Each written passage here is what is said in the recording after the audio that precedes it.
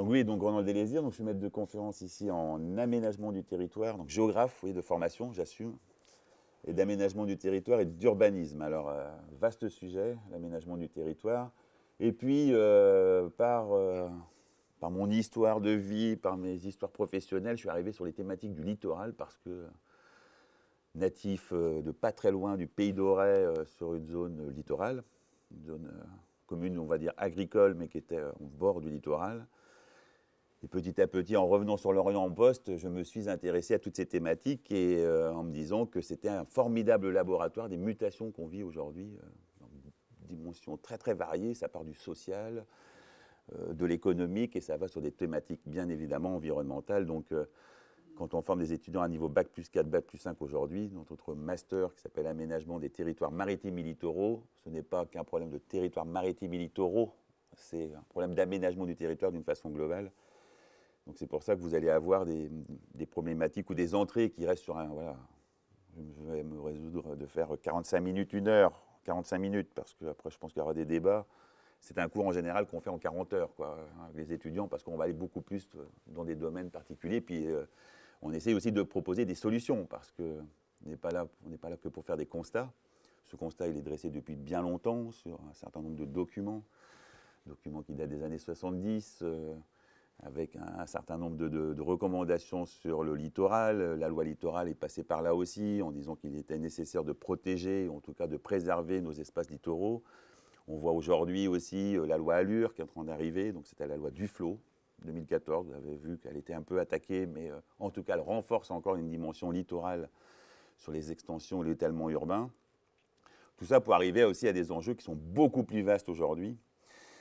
Et j'aimerais dans un premier temps quand même définir, voilà, qu'est-ce qu'on appelle le littoral. Parce que je suis géographe, je suis dans un ensemble de recherches où le plus souvent je me heurte, je ne vous cache pas aujourd'hui, dans les grands magmas de recomposition universitaire, à des gens qui disent « moi je m'occupe de la mer », puis il y a des gens qui s'occupent de la terre. Et moi je dis « je suis sur le littoral ».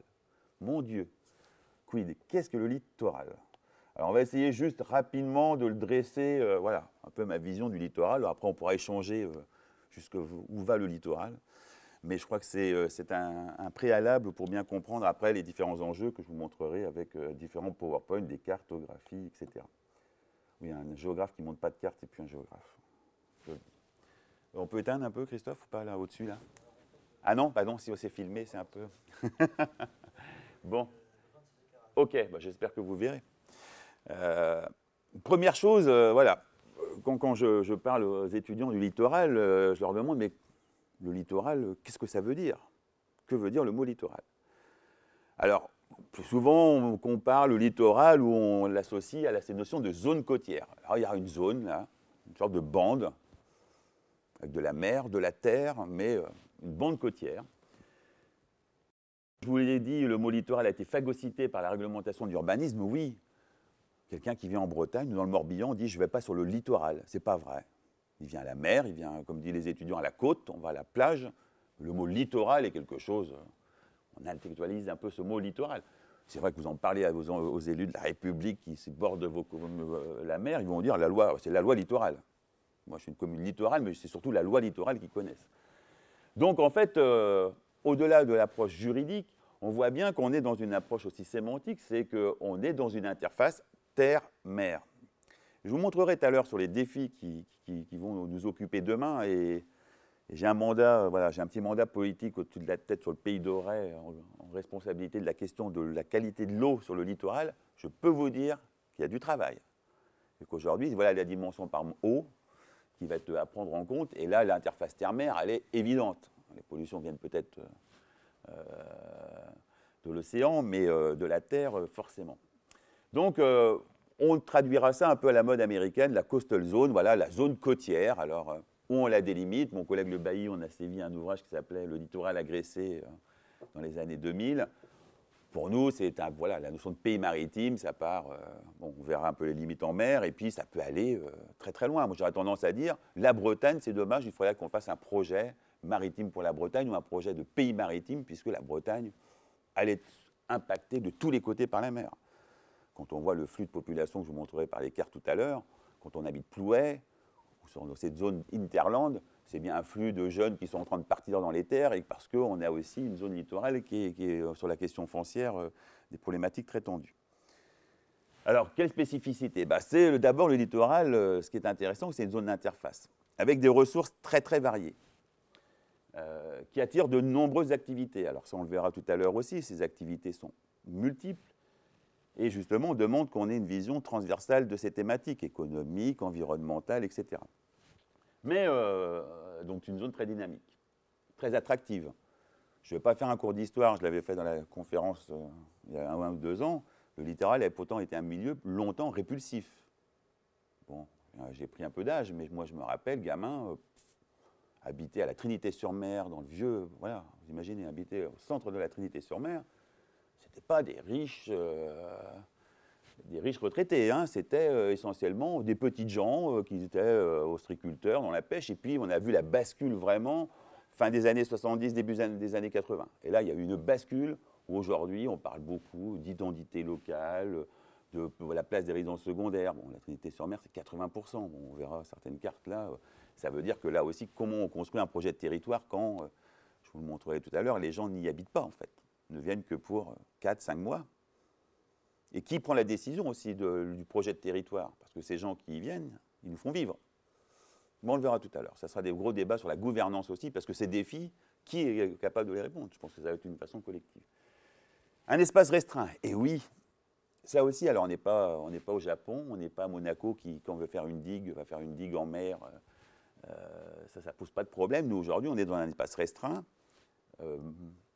Et avec des, comme on dit, avec des conflits. Alors, ces conflits sont au moins potentiels. On peut imaginer qu'évidemment, entre des gens qui viennent chercher le loisir et d'autres qui disent que c'est une activité, l'activité économique liée au littoral, on va avoir des tensions. Ils sont inévitables et multiples. Alors, plusieurs activités revendiquent le même espace et les mêmes ressources qui ne sont pas illimitées. Ça, on le verra aussi tout à l'heure sur les enjeux environnementaux. Voilà, le littoral, il y a des défis qui se posent à nous. On pourra là vraiment échanger sur les notions de protection, de préservation, jusqu'où on va. Moi, je me retrouve aujourd'hui, voilà, comme expert au niveau régional, à des schémas régionaux de cohérence écologique. Je trouve ça passionnant, mais à un moment donné, je me heurte à mes collègues naturalistes qui, globalement, évincent l'homme du territoire.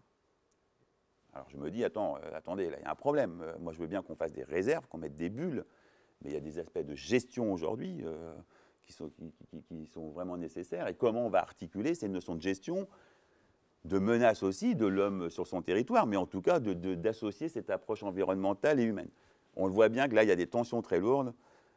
La crise qui est en train d'arriver, j'aurais tendance à penser que l'environnement est encore plus fragilisé maintenant, parce que certains, sous couvert de dire qu'il faut du développement, il faut de l'emploi, on est reparti à tartiner et à faire fi des enjeux environnementaux. Mais ça sera un petit peu dans mes conclusions sur les défis qui se posent à nous. Les impacts sont croisés, les zones sensibles et fragiles, c'est des zones très évolutives. Là aussi, on parlera du risque de la submersion, mais la non prise en compte aujourd'hui dans nos politiques locales. Alors, je veux bien, on a des plans de prévention des risques, etc. Mais je vous encourage à aller dans des pays comme en Allemagne, en Hambourg. Quand on voit le traitement du waterfront allemand, on voit bien qu'ils ont pris une dimension par rapport au changement climatique, aux mutations de submersion, etc. Nous, encore, on fait un peu table rase. Il y a le procès Xintia, on attend quand même de voir des choses. Je pense qu'il n'y aura pas grand-chose. On fera du règlement, on fera un peu de concertation au niveau local. Il y a des enjeux quand même très très lourds et ça, il va falloir les prendre en compte. Les pressions et les contraintes donc sont considérables. Alors, pression sur l'environnement, je le dis, il y a des points de non-retour qui est souvent atteint. On ne reviendra plus en arrière. Il y a des destructions qui sont... Moi, je le vois sur la qualité de l'eau. Je vois des zones aujourd'hui. Beaucoup d'élus ont baissé les bras en disant c'est mort. Pas la peine, on peut améliorer, mais c'est mort, quoi. Allons plutôt sur des zones qui sont très... où il y aura de la conchyliculture, des enjeux forts. Dans d'autres, on a mis des millions d'euros. On ne sent pas une volonté politique, voire d'État, de vouloir réglementer. J'ai tendance à dire, voilà, ça c'est des zones, je dirais mortes, c'est terrible à dire, mais c'est un peu une réalité. Pression sur les ressources vivantes notamment. Alors là, on va sur la mer. Ce littoral ou ce front littoral, il y a énormément de ressources qu'on ne maîtrise qu'on ne maîtrise pas énormément. Moi, j'ai des étudiants qui sont en charge aujourd'hui de zones Natura 2000, qui font des inventaires en mer, etc. Le parc marin d'Irrois, c'est quoi? C'est un parc marin où on fait de l'inventaire. Qu'est-ce qui se passe sous le milieu marin? En termes d'algues, en termes de connaissance des fonds marins, et comment on va pouvoir réguler après l'activité humaine sur ces territoires. On est là au balbutiement aussi d'une vraie connaissance de ce qui se passe sous la mer, en tout cas. Pression sur l'espace, eh bien oui, s'il y a quelque chose qui est passionnant dans le littoral, c'est comment peut-on, on parlera de la Bretagne, à l'échelle bretonne, dire on attend 300, 400 000 habitants en plus dans les 10 ans ou les 15 ans qui viennent. Sur les zones littorales, alors voilà, j'étais à Vannes tout à l'heure, oh, on aura 40 ou 50 000 voilà, dans les 10 ans ou dans les 15 ou 20 ans. Ouais, mais on les met où? C'est facile, moi je mets bien les prospectives de l'INSEE, mais sur un territoire en 20 ou 30 ans, on est urbanisé à outrance, on n'a plus de terrain. Alors je veux bien, moi je donne des cours de réhabilitation, de construire la ville sur la ville, de densifier dans les centres-villes. Alors on peut faire aussi en hauteur. Hein. Le discours du Grand Paris pourrait se poser demain à Guidel, pourquoi pas des immeubles de 10 étages à Guidel? Puisqu'on ne peut plus forcément étaler et puis l'habitat. Ou on fait le choix de dire, bah, écoutez, c'est les communes derrière, allons-y gaiement. Et là, je vous montrerai quelques photos, sans dénoncer cet étalement urbain, il y a quand même des choses qui sont assez extravagantes. C'est bien gentil de nous faire des écoquartiers dans des belles villes et de réfléchir sur un urbanisme pertinent. Et de l'autre côté, on ferait des cabanes alignées les unes à côté des autres pour réceptacle des jeunes populations, des populations plus paupérisées. Donc les enjeux sont multiples. Alors là, on peut lister un certain nombre de thématiques. Hein, la pêche, Lorient est bien positionné, il y a eu des grands enjeux. L'aquaculture, la conchyliculture. Moi, aujourd'hui, je travaille beaucoup avec ces acteurs-là parce que, comme je dis, c'est les sentinelles de la qualité de l'eau. Et eux, aujourd'hui, vous disent, mais attendez, la qualité de l'eau, elle se dégrade, quoi. Oui, oh, elle se dégrade. Nous, bientôt, on est sur un bassin ostricole, par exemple, sur toute la zone d'Auray, qui est énorme, un des premiers bassins de production de l'huître. Voilà, l'eau se dégrade, on va se faire déclasser. Globalement, demain, on ne pourra plus produire de l'huître en direct du producteur au consommateur. Il faudra passer par des chaînes de transformation, etc. Qu'est-ce que vous faites, vous, élus? Qu'est-ce que vous faites, vous, scientifiques, les sachants, là? Qu'est-ce que vous faites pour nous? Les transports, infrastructure, port, route, rail, gros débat. Moi, j'ai eu ce débat, il y a un certain nombre de personnes qui me connaissent, qui ont avec Yves Le Bailly, pour le peuple des dunes, sur le fameux extraction de sable. Voilà, moi j'avais des collègues qui travaillaient pour l'extraction de sable, pour la Lafarge, et puis nous qui étions un peu sollicités par les élus en disant, mais est-ce que vous pouvez, voilà, comment on fait? Et c'est vrai qu'Yves a été au carton en disant, mais comment on anticipe demain? Moi, je posais la question aussi, ce sable, on l'a besoin pour la construction, pour un certain nombre de choses. Donc, changeons aussi nos façons de voir les choses, parce que c'est facile de dire, on ne veut pas du nucléaire en Bretagne. Moi, gamin, je me rappelle, mes parents me mettaient avec des drapeaux bretons contre l'usine qu'on voulait faire à Erdeven. Formidable. Mais aujourd'hui, on ne produit pas d'énergie, nous, en Bretagne, ou si peu. Il faut faire des choix. On est tous contents d'avoir les centrales, Cordemais. Mais qu'est-ce qu'on fait? Le tourisme, quid du tourisme? Moi, je me pose énormément de questions sur le tourisme. Je suis sur un territoire, 80% de résidences secondaires. Les touristes, là, c'est plutôt des retraités. Les retraités qui sont sortis il y a 10 ans, là, avec des retraites majoritairement, de bonnes retraites, et qui viennent sur le territoire. Nous, les retraités, dans 20 ans, est-ce qu'on pourra se payer une résidence secondaire? Moi, je suis en train de me demander qu'est-ce qu'on va faire de ces résidences déjà secondaires, où je vois des enfants qui disent moi, cette maison-là, à Carnac, puisque j'en ai à faire. Et quand on a 80% de maisons sur le marché, qu'est-ce qu'on fait? Et je vois des agents immobiliers qui commencent déjà à se dire, mince, aujourd'hui, avec un billet d'avion, vous êtes en Croatie, tranquille. Alors, il peut y avoir des changements, c'est pas si simple, mais le tourisme interroge. Quelle politique touristique? Les loisirs, là aussi, l'exploitation des loisirs. C'est Jean Viard qui dit, aujourd'hui, on est dans un temps des loisirs. Oui, bah oui. On a gagné 200 000 heures comme il dit, par rapport à nos parents. Qu'est-ce qu'on en a fait? Le temps de nommer mon grand-père qui était agriculteur, c'était un temps qu'il donnait à son travail, 50-60 heures par semaine, du temps à Dieu, et puis le temps de vivre, quoi. Mais bon, la retraite, il n'a pas tellement connu. Aujourd'hui, il y a des retraités qui partent en retraite, qui ont globalement, à 60 ans, peuvent estimer qu'ils vivront plus longtemps en retraite. Voilà, leur retraite, ça sera à peu près leur temps de vie de travail. C'est quand même extraordinaire. Donc comment, là, on voit ce temps de loisir. Et moi, je vois sur mon territoire, là, le Pays d'Auray, je suis sur un temps voilà, de loisir. Je vois beaucoup de gens qui demandent du loisir, qui demandent de l'activité, etc. Les matériaux, gros sujet. Matériaux, les granulats en mer. On est bien positionné aussi sur qu'est-ce qu'il y a sous la mer. Il y a des choses passionnantes sous la mer. Il y a des ressources. Donc il faudra bien à un moment donné aller peut-être les chercher. Quels enjeux va-t-il avoir aujourd'hui? L'extraction de sable, il continue. Les bancs de merle, on voit en Bretagne des enjeux. La baie de Lannion étant, voilà, aujourd'hui, il y a des conflits qui sont en train de se poser là aussi sur l'extraction de sable. Voilà, on est mobilisé. L'énergie, alors ça, c'est l'Eldorado. Alors ça, c'est formidable. Moi, je me félicite. Tout le monde dit l'énergie, ça va nous sauver en Bretagne, l'énergie marine, etc. Bon, attention, je vous encourage à aller au Portugal aujourd'hui, à aller voir les ports au Portugal. Il y a des éoliennes partout sur les ports. Moi, j'en vois pas une à Lorient, j'en vois pas à Brest. Là-bas, ça y est, ils ont commencé. Vous traversez le Portugal, vous voyez des chaînes industrielles d'éoliennes, en mer peut-être demain, etc. Bon, l'énergie est une question cruciale, mais comment on se structure? Quels sont les enjeux? Je regarde des projets de territoire aujourd'hui de toute la Bretagne, voire des Pays de la Loire. Si, j'en vois un peu sur Pontivy, mais c'est plus lié à la méthanisation, etc., l'agriculture. Qu'est-ce qu'on fait en effet en termes d'énergie sur nos territoires? Quels sont les enjeux? Je pense que c'est des choses importantes. L'eau, évidemment, mais là, pour moi, c'est quelque chose pour moi passionnant, parce qu'aujourd'hui, l'approvisionnement en eau est un sujet énorme qui va se poser à nous tous. Moi, je suis sur le Pays d'Auray, on est 400, 500 000 en été, on produit 20% de notre eau. On va le chercher où? Chez vous, le Blavet, puis on va le chercher en Vilaine. Mais bon, c'est pas extensible, ça continue, il faut bien aller la chercher, l'eau. Je veux bien qu'on fasse des usines de désalinisation à Belle-Île, mais bon, c'est pas une solution. Comment on gère cette question de l'eau en approvisionnement? Et la qualité, je pourrais vous montrer des cartes. Ça s'améliore dans certaines zones, dans d'autres, c'est pas formidable. Et là aussi, c'est aussi...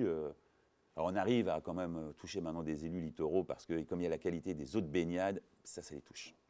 Et puis fermer une plage en plein été, ça ferait un peu de désordre. Donc ça y est, voilà aussi, il y a des nouvelles façons de voir les choses, mais l'eau est un enjeu crucial, en tout cas pour le littoral, ça c'est clair. Et puis l'aménagement du territoire, alors ça c'est un peu aussi mon domaine, mais c'est la protection de l'environnement, les espaces naturels, les enjeux urbains. Alors les enjeux urbains, voilà quoi, moi je suis... quand je me dis un touriste vient de Rennes et qui voit les zones d'activité tout le long pour arriver jusqu'à Quimper, puis on monte à Brest, mais qu'est-ce qu'il voit de la Bretagne?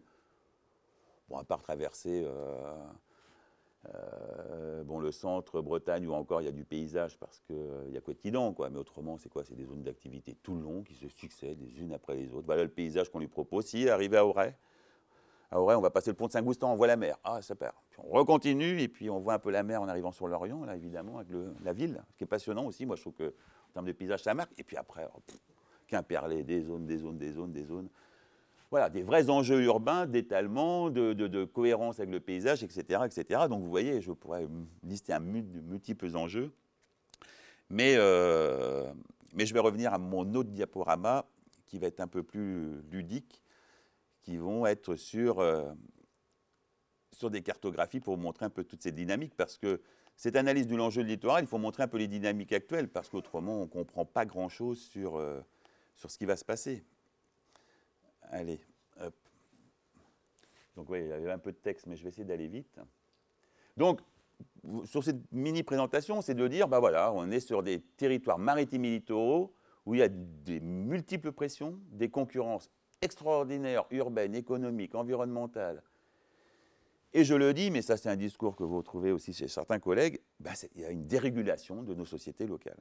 Alors je dis, attention, le mot société locale, c'est pas de dire qu'il n'y a que des identités locales qui sont...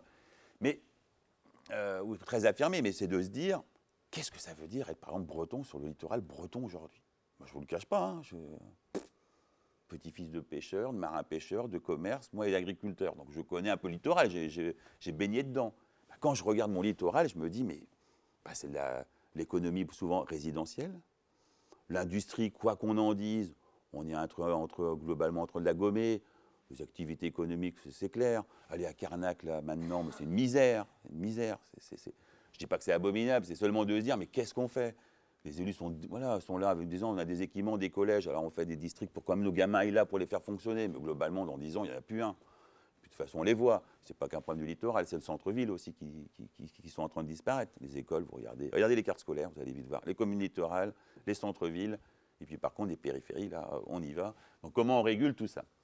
Et puis, on est, comme je vous le disais, c'est complexe, c'est un milieu complexe. Alors, nous, on fait l'éloge de la complexité dans la formation. Alors, les étudiants nous regardent en disant, oh là là, ça c'est universitaire, la complexité. La complexité, c'est de bien comprendre les approches un peu systémiques. Tout est en interaction. Protéger un espace environnemental, c'est aussi de se dire comment on le gère. Et peut-être demain de dire il faut des agriculteurs pour gérer les espaces littoraux, comme fait aujourd'hui le Conservatoire du littoral, qui ne gèle pas des terres, il les met en partenariat avec des agriculteurs qui vont faire une agriculture, entre guillemets, durable ou raisonnable sur ce littoral pour entretenir ces zones littorales. Avec des équilibres aussi à maintenir. Alors, nous, on a toujours ici été très proche des activités primaires, de dire s'il y a bien des activités qu'on ne peut pas bouger ou qu'il faut défendre, c'est des activités primaires. Pour autant, c'est des activités qui ont majoritairement disparu globalement, ils sont en train de disparaître à petit feu. Alors, soit la petite pêche côtière, qui est quand même très menacée, disons les choses telles qu'elles sont. Hein. Moi, j'ai été longtemps en charge des fonds européens de la pêche sur le Pays d'Auray. On essayait de voir les acteurs de Watt, des DIC, de Belle-Île, de développer la petite pêche côtière, la criée de Quiberon. Parce qu'il y a une criée ici, je suis d'accord à Lorient, hein, mais nous, on essayait de défendre aussi le côté local, en disant il y a peut-être un débarquement, mais en termes de richesse, ça fait aussi participer, ça donne une vie, ça donne une image au territoire, ça fait des emplois aussi d'une façon qui reste d'une façon pérenne aussi sur le territoire, et l'industrie également. Et puis, il y a tout cet impact de l'étalement urbain. Alors là, on ne va pas faire un cours sur l'étalement urbain. Certains, je vois mes collègues géographes pourraient dire c'est une catastrophe, pas d'étalement urbain, ça bouffe du foncier, etc.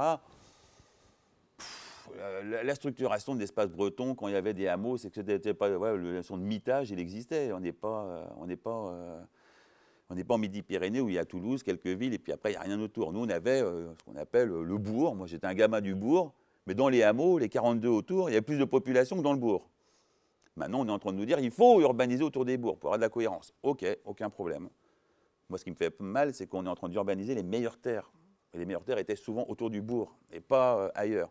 Donc là aussi, il faut qu'on soit un peu raisonnable. On peut pas, on en parlera juste dans les solutions.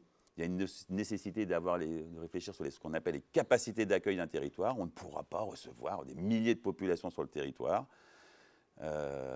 Mais ça veut dire que là aussi, on revisite nos façons d'aménager et de voir le territoire. Donc je vous disais les spécificités. Hein, je ne fais pas de la pub pour moi, hein, mais parce que celui-là est introuvable.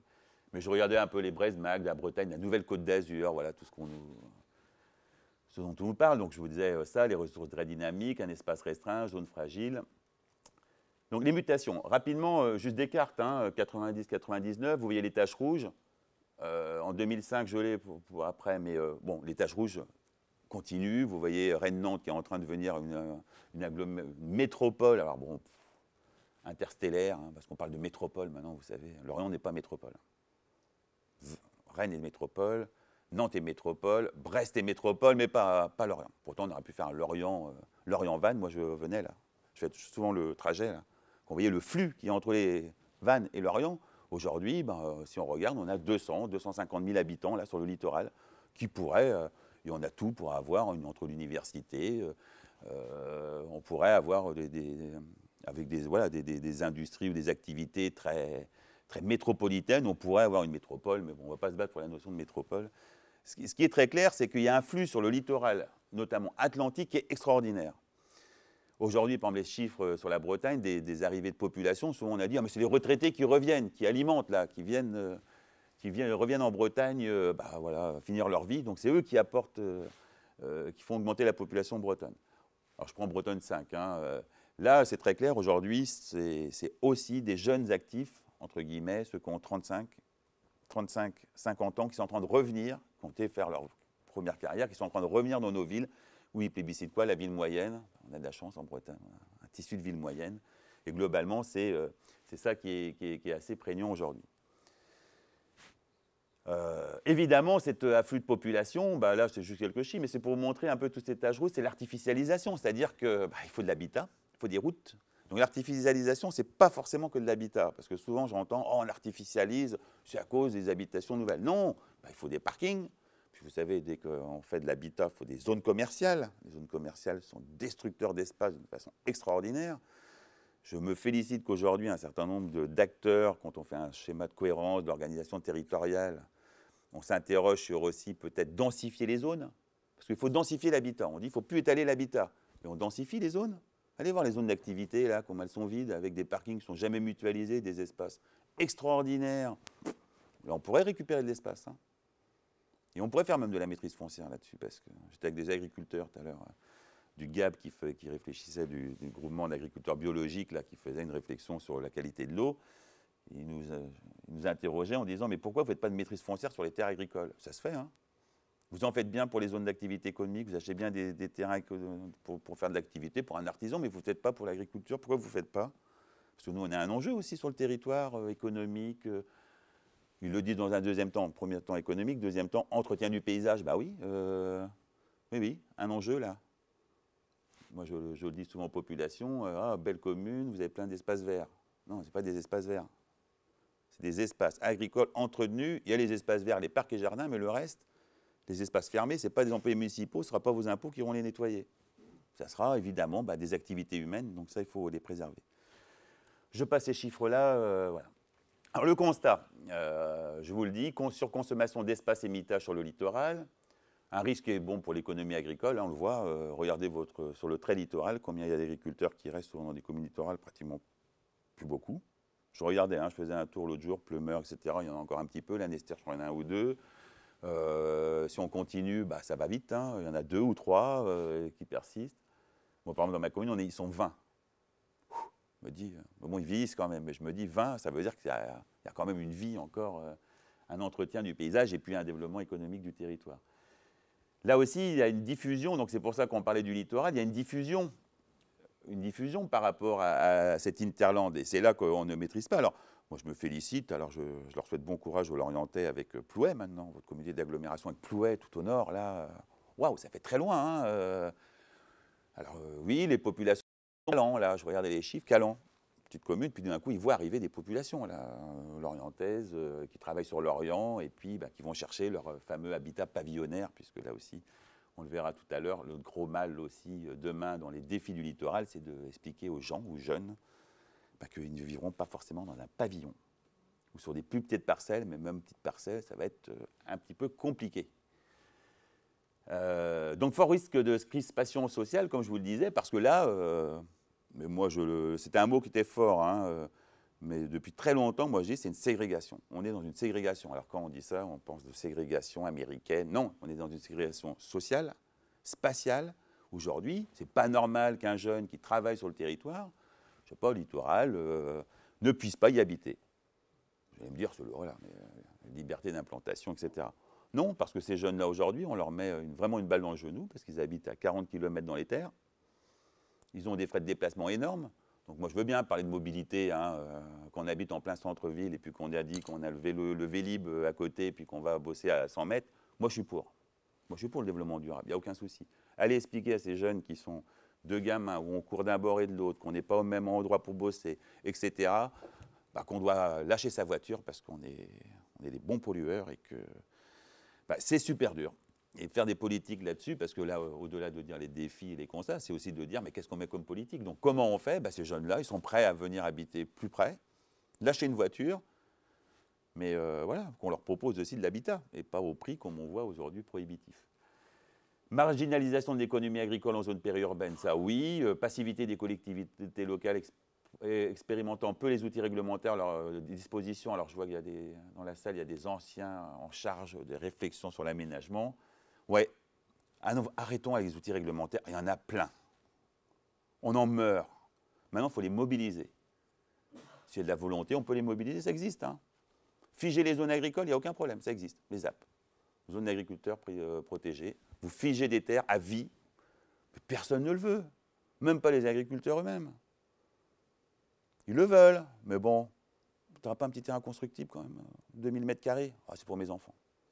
Je peux comprendre. Mais à un moment donné, voilà, comment on fait là aussi sur cette mobilisation des outils réglementaires? On en meurt. Je ne dis pas que... parce qu'à un moment donné, on sait, moi je me rends compte qu'on ne sait même plus entre un SCOT, un PLU. Ah ouais, il y a des, oh, mais ça, tout ça s'articule. Oui, mais ça s'articule à la tête des techniciens, de certains élus qui sont dedans, de la population qui sont largués. On est largués. On parlera de la gouvernance, comment on peut aussi, à son échelle locale aujourd'hui, quand tout se passe demain à l'agglomération, parce que ça va être là que ça va se passer. À 90%, les enjeux seront là. Élu local, c'est entre voisins, un peu problème de voirie, un ou deux équipements, voilà, et puis voilà, on aura fait notre mandat. Maintenant, tout ce qui va se passer, ça va être à une échelle de bassin de vie, ça veut dire les agglomérations, etc. Et puis, un enjeu, un défi formidable pour le littoral aussi, c'est les paysages, mais la notion de paysage aussi a été souvent délaissée. On le voit beaucoup plus en termes de protection, mais moi, voilà, je suis très sensible par mon paysage, par exemple, maritime. C'est quoi un paysage maritime? C'est la mer quand on y va? Mais non, c'est aussi des cales, c'est pas mal de choses, c'est des quais, c'est une histoire d'un petit port de pêche, où aujourd'hui on pourrait faire table rase et en faire un garage à bateau en plastique, comme on le fait en marina, voilà, bien plus pratique. Comment aussi on marque un petit peu cet enjeu du paysage sur le territoire? C'est multiple, mais ça, c'est un autre débat. Alors, un certain nombre de collègues, hein, géographes, etc., disent qu'il faut un nouveau contrat social. En gros, il faut un nouveau projet, quoi. Un projet qui associe cette notion d'interface terre-mer. Je n'ai pas dit un projet terrestre, hein, parce que le plus souvent, on est sur des projets terrestres. Moi, je suis effaré. Il y a des schémas de cohérence et d'organisation territoriale où, quand on fait nos plans locaux d'urbanisme, on a tendance parfois à vraiment oublier qu'on a la mer. Il y a la loi littorale, donc là, on n'a pas la bande des 100 mètres, on n'a pas le droit de construire, la loi littorale. Mais on oublie qu'on a la mer. Je peux vous dire qu'à chaque fois, moi, je n'ai pas travaillé sur un SCOT, j'ai été élu dans un SCOT. Plusieurs fois, j'ai dit, et la mer, là, on n'en parle pas? Non, trop compliqué. C'est la terre d'abord, et puis la mer, ce n'est pas notre problème, c'est déjà l'État, c'est déjà... Mais attends, il y a une articulation quand même. Vous dites qu'il faut protéger la qualité de l'eau pour les conchyliculteurs, mais c'est parce qu'il y a la mer. Vas-y, mollo. Et l'autre jour, j'étais au congrès des urbanistes de France à Marseille, je faisais une conférence et j'ai rencontré un certain nombre de directeurs d'agences d'urba, etc., où ils sont en train de s'emparer de la question de la mer, mais on sent bien que même là, certains me disaient, ouais, c'est très important, puis d'autres, écoute, c'est pas notre problème, nous. Hein. Nous, c'est la terre, c'est pas la mer. Mon Dieu. Notre territoire a été fait parce qu'il y avait la mer en face, je ne sais pas. Bon, vous voyez cet antagonisme, on a même l'impression que la mer, c'est formidable, mais bon, on ne va pas y mettre trop les pieds. Donc des enjeux multiples, on l'a dit. Juste quand même quelques variables aussi. Sur Bretagne, 80% des Bretons vivent sur la bande littorale. Si vous prenez une bande littorale, allez, de 40 km, vous avez 80% de la population bretonne. Donc par rapport, on le verra tout à l'heure, aux notions de risque, ça pèse quand même. Carnac, par exemple, il y a 300 maisons qui sont en zone submersible. Et on n'a pas l'argent qui a été mis à Gavre pour le faire. Parce que Gavre, il y avait l'Europe, il y avait l'État. Maintenant, il n'y a plus d'argent. Donc, on va devoir faire des priorités. Alors, le problème, c'est que les 300 maisons, c'est des résidences secondaires. Voilà. Donc, je pense que là, ça va être défendu. Puis, il y a d'autres zones où on va moins défendre. Et puis, 80, donc sur la Bretagne, 5 départements. Je le fais 5. Hein. Maintenant, je le fais 5. On verra la réforme territoriale. Bon. Pourquoi je le dis? Parce que le Sud-Bretagne, on ne peut pas dissocier du développement nantais. Aujourd'hui, toute la zone par exemple, du golfe de Morbihan, on est impacté par Nantes d'une façon extraordinaire. Vous y allez, voilà, vous coupez à partir d'Auray, vous voulez l'orienter à aller à Ikea à Brest si vous voulez, nous on va à Saint-Herblain. Hein. Quand je dis ça, ils ne sont pas dupes. Nous, notre pôle, c'est Nantes. On va à Nantes. Les affiches culturelles, c'est Nantes. Je ne dis pas qu'on ne va pas à Brest, je dis seulement que l'espace nantais est en train de gonfler. Et aujourd'hui, vous avez des gens qui bossent sur Vannes et qui sur Nantes, ils sont à La Roche-Bernard, Nivillac. Vous regardez cet espace, Musillac, vous allez voir comment ça se développe, toute cette partie est. Donc, c'est quand même important de voir dans l'approche d'aménagement aussi toute cette thématique littorale sur la bande côtière. Et puis, 86, les résidences secondaires, situées à 80%, 86% évidemment sur les littorales, les taux de résidences secondaires. Et le Nord-Bretagne, bon, évidemment, qui n'est pas dans la même thématique, parce que là aussi, quand on parle du littoral, attention, il y a différents littoraux. Le littoral, quand vous êtes dans le Pays Léonard, le Nord Finistère, ce n'est pas le même qu'on va avoir dans le golfe du Morbihan. Pas d'accord. Et quand je vais dans le Pays Bigoudin, je n'ai pas l'impression, alors on a les mêmes enjeux, mais on n'est pas sur les mêmes pressions qu'on va connaître à Quiberon ou à Ploernel. Donc là aussi, il faut faire très attention. Les impacts environnementaux, je vais juste lister les grands enjeux. Pour moi, les enjeux environnementaux et risques, bon, en tout cas, la protection du milieu naturel devient une variable incontournable. Faut-il pour autant, là aussi, pas nous mettre 10 000 zonages que personne ne comprend? Je vous donne un exemple. Quand vous allez sur le golfe du Morbihan, vous allez me dire, c'est peut-être pas, mais il y a le schéma de mise en valeur de la mer, qui est donc un outil aussi de protection, d'organisation du golfe. Vous avez 10 000 zonages qui sont liés à la protection naturelle, des zones ZICO, des zones de tranquillité des oiseaux, des zones Ramsar. Vous allez me dire, il y a des SNIEF. Donc, il y a plein d'outils ou de zonages. À un moment donné, plus personne ne comprend rien. Et puis, le pompon, il y a une zone Natura 2000, où à chaque fois qu'on va en réunion, on voit le jeune responsable qui dit, j'ai un contrat d'1 an, moi, hein, monsieur le préfet, est-ce que vous me le renouvelez? On est bien obligé parce que c'est Natura 2000, donc... mais on voit bien qu'il n'y a aucune façon de voir les choses. Maintenant, on a un parc. Alors, formidable parc. Un parc où j'ai cru comprendre que déjà des communes qui étaient inscrites, qui ne sont pas au bord du golfe, contestent en disant tout sera pour le littoral et rien pour nous. La commune d'Elvin qui vient de dire ça, qui est un peu au nord, qui dit moi j'ai l'impression que tout l'argent va aller pour le littoral et moi, je n'aurai pas de promotion pour Elvin. Bon, qu'est-ce qu'on est là? On est pour la promotion touristique ou pour la sauvegarde du golfe? J'ai tendance à dire que c'est peut-être déjà trop tard, mais bon, passons. Protection du milieu naturel, donc un enjeu, mais là aussi, comment on rationalise, comment on organise tout ça, c'est pas simple. L'érosion côtière. Alors, je vous ai montré des images chocs, mais quid, quoi? Qu'est-ce qu'on fait? Qu'est-ce qu'on fait? Plein de colloques, hein, plein. Formidable, on fait alors, c'est bon, des colloques, oui, multiples et variés, deux solutions. Un, le repli, on dégage nos activités puis on va dans les terres, ce que font un peu les Pays-Bas sur les zones de polder. Ils disent, vous êtes conscient du risque, mais vous saviez bien, on se repliera. Deuxième chose, on lutte, on fait des barrières, mais quand vous avez des érosions comme ça, vous faites quoi? Vous croyez qu'on a les moyens en France aujourd'hui de nos 6000 digues, d'entretenir nos 6000 digues? Quand on a fait les 30 ans de la formation, non, il n'y a pas 30 ans, ça y est, je me vis. Les 15 ans de la formation, il y a un étudiant qui s'occupe des marais de Dole et qui dit, mais la digue, là, elle est en train d'exploser, mais il n'y a plus d'argent, l'État ne veut pas mettre, donc demain, voilà, une grosse tempête, tout va s'engouffrer. Oh, il y a à peu près 10 000 habitants. Mais les 10 000 habitants, c'est des gens qui connaissent le marais, donc il avait un peu peur pour les touristes. Les touristes, s'ils voient arriver une vague, comment ils font? Ils seront noyés, c'est pas grave, ça fera un buzz, on sera content. La qualité des eaux littorales, enjeu extraordinaire. Alors, nous, on est sensibles, il y a des normes, hein, il y a la DCE, la directive cadre sur l'eau qui devient très draconienne là-dessus. Il y a là, vous entendez parler beaucoup de réformes territoriales, mais dites-vous qu'il y a plein de réformes qui sont en train d'arriver. Au niveau des collectivités, par exemple, il va y avoir une loi sur la loi GEMAPI, où en fait, les agglomérations vont devoir prendre en compétence ou pas tout ce qui va être les milieux aquatiques, un certain nombre de compétences qu'ils n'avaient pas. Alors que c'est les bassins versants, vous voyez, mais c'est très complexe. Les pollutions diffuses, massives. Je ne suis pas un spécialiste, mais j'aimais bien, quand il y a eu l'ERICA, quand on faisait les recrutements de notre formation, il y avait pas mal d'étudiants, on disait, mais pourquoi vous voulez venir dans notre formation? C'est pour protéger l'environnement, et puis on est mobilisé, hein, on a été enlever les boulettes de l'ERICA sur les côtes. Je dis, c'est très bien, c'est formidable. Mais quand vous saviez que ce qu'on a reçu par l'ERICA, en gros, c'est 5% de ce qu'on reçoit chaque année sur nos côtes en termes de dégageage, etc., de petites boulettes de pétrole. Je ne parle pas des plastiques parce que tout le monde s'en préoccupe pas beaucoup. On se dit, bon, ça y est, là aussi, un point de non-retour est arrivé. Qu'est-ce qu'on fait aujourd'hui? Et puis la gestion des risques. Alors les risques sont multiples, hein, submersion, inondation. Comment ils vont faire à Quimperlé s'il y a encore de la flotte, là? Comment on fait? Pas de solution, hein. Des barrages.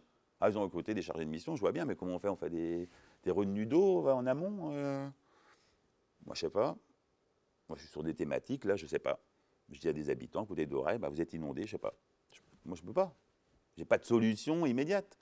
Quand la marée monte, je ne vais pas faire une digue qui monte comme à Venise, à 30 mètres de haut pour empêcher l'eau, avec de l'eau qui arrive parce qu'on a artificialisé massivement le nord du territoire, et puis l'eau qui circule, et puis vous savez, l'aménagement équipementier a fait qu'on a des buses, hein, j'ai rien contre l'aménagement équipementier, mais tout passe dessous avec des grosses buses, puis quand les bus se bougent, se bouchent, et voilà, ça déborde. Comment on fait? Bah, j'ai dit au maire de la commune, j'ai dit, écoute, la meilleure solution, je crois qu'il faut que tu demandes désindemniser la maison, d'acheter et puis de dire, voilà, c'est terminé. Parce que je ne vois pas, voilà, la collectivité n'ira pas mettre 3 ou 4, 5, 6, 7 millions d'euros pour aller faire, pour sauver 3 maisons. C'est aberrant. Est-ce qu'on est dans l'acceptabilité du risque? Là aussi, il y a des vrais enjeux. Là aussi, l'évolution du climat, les mutations qu'on va avoir sur le réchauffement sûrement de l'eau, etc. etc. L'aspect environnemental, je vais là aussi assez vite, le paysage, milieu terrestre, mais milieu maritime aussi, des cordons dunaires qui sont en train de bouger, des pressions qui sont évidemment multiples, donc pollution, plus artificialisation, et plus exploitation des ressources naturelles, plus que risque naturel. Qu'est-ce qu'on fait? L'idée, ça serait de préserver, quoi. Il faut qu'on préserve des espaces, des ressources et des équilibres. Mais où on met le curseur? On met le curseur où dans la préservation?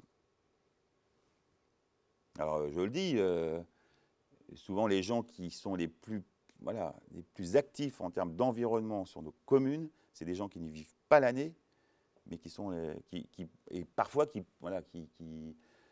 je le dis, qui défendent des précarés. Je vous donne un exemple. Dans la commune, on n'a pas de chemin. Le chemin littoral n'a jamais existé. C'était des rivières, il n'y en avait pas. Non, il y avait des petits chemins qui arrivaient au bassin ostréicole. Formidable. Et j'ai des assos environnementales, là, de propriétaires le long des rivières qui me disent on est très sensible à l'environnement, c'est formidable, c'est le désir, il faut à tout prix qu'on préserve ce littoral. Là, voilà. Mais on vous le dit tout de suite, hein, on est contre le chemin littoral. Pas forcément, ça passe devant leur maison. Et de l'autre côté, j'ai des acteurs qui disent mais pourquoi ce privilège? Ils ont pas. Pourquoi on ne peut pas faire un chemin littoral parce que c'est vous protéger les riches, quoi, en fait. Je me dis mais je ne protège pas les riches. Moi, je me pose aussi des questions en disant quel impact d'aller faire un chemin littoral aujourd'hui qui n'a jamais existé, alors que vous en avez plein sur les autres côtés, où je vais envoyer 10, 15, 20 voitures dans un cul-de-sac, où on les garera n'importe comment, et puis vous allez aller dans les milieux, où aujourd'hui, avec des vasières, etc., moi, je ne sais pas où je vais passer le chemin, où je vais à coup de pelleteuse faire un chemin ex nihilo. Comment on est dans cette approche duale de dire accessibilité à tous, mais avec respect de l'environnement, sans avoir de faire un précaré pour les gens qui auraient les moyens de vivre, en tout cas sur le littoral, et pas les autres. Comment on y trouve ce juste équilibre? Et le mot important, c'est l'équilibre. Au-delà de ces enjeux environnementaux, il y a tout ce qui touche l'aménagement du territoire. Et là, c'est là aussi complexe, parce que là, on a des cours sur l'urbanisme et on montre la notion d'échelle, mais c'est juste pour montrer que le plus souvent, quand vous construisez votre maison, c'est c'est le parcellaire. Hein. On cherche une parcelle, on va construire un projet architectural, on fait sa maison. Mais cette maison, elle fait partie d'un projet urbain, un ensemble projet urbain. Elle fait partie d'une planification communale, le fameux poste ou plus des communes. Ah, formidable ça. Le pouvoir du maire. Je vous le dis, c'est un pouvoir qui est très fort. Une loi de 86, en 82, on donne le pouvoir au maire de délivrer le permis de construire. Il faut être honnête. Alors là, je voudrais, s'il y a des élus dans la salle, faut être très honnête. À l'époque, voilà quoi. Je veux un terrain constructible, bien sûr. Puis l'argent coûtait pas cher à l'époque. On envoyait les câbles électriques jusqu'à l'autre côté du hameau. Comme disait quelqu'un, c'est pas en Ardèche qu'on a alimenté en eau potable tous les hameaux. Hein. En Bretagne, vous avez fait, c'était plat. Oui, on a alimenté toutes les zones. Moi, j'entends des gens qui me disent, mais non, maintenant, on a tout à l'égout qui passe chez nous. Pourquoi on ne construirait pas une maison dans le hameau? Non, loi littorale, on ne peut pas s'étendre, tu comprends bien. Mais on l'a fait il y a 15 ans. Pourquoi on ne le fait pas maintenant? Puis parfois, on va chercher un projet pas loin de Lorient pour dire, mais là, ça a été fait. C'était le même cas que moi. Pourquoi là, il y a un privilège, là? Il y aurait des élus qui auraient plus de pouvoir ou qui connaîtraient où on laisse passer des choses, où il y a de l'argent qui passe. J'ai arrêté, c'est bon. Des vrais enjeux, là, en effet, de planification communale. La loi Allure dit qu'il faudrait faire des PLUI, plans locaux d'urbanisme intercommunaux. On se met tous ensemble et puis on fait fi des enjeux locaux. Alors je le dis aussi, dans des communes de 3000 habitants, c'est du courage politique, c'est suicidaire. Mais bon, voilà, on se bat aussi. Moi, j'aimerais bien être maire parfois d'une grande ville où c'est la préemption, puis on dit que c'est l'autre au-dessus qui a préempté ou qui a défait la décision. Dans les petites communes, vous ne savez pas, on sait flécher l'élu local. Hein. C'est pour ça que c'est souvent dur de faire un plan local d'urbanisme. Alors, il faut être dans la pédagogie, il faut faire comprendre aux gens que, il y a des nouveaux aménagements, une nouvelle façon de voir l'aménagement de l'espace, en tout cas sur le littoral. Mais on est dans des cas extrêmes, mais qui sont très nombreux quand même, où vous êtes dans des cas humains. Voilà, j'avais un terrain, j'ai une indivision avec mes enfants. Un terrain, j'ai donné un terrain à mes enfants constructible en 82, l'autre qui était aussi, et puis il y en a un qui a construit, puis l'autre, 10 ans après, il n'a plus le droit de construire. Donc est-ce qu'on a des enfants qui se retournent vers leurs parents en disant « Mais attends, lui a eu un terrain constructible, moi j'ai rien eu, ça ne vaut plus rien.